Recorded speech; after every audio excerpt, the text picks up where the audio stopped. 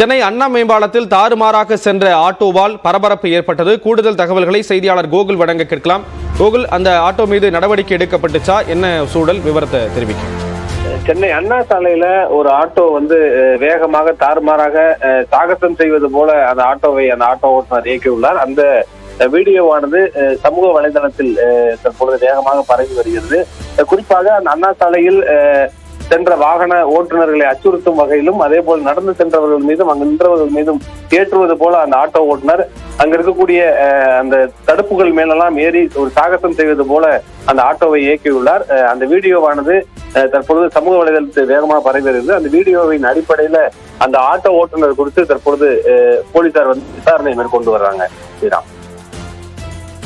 விவரங்களை வழங்கியதற்கு நன்றி கோகுல்.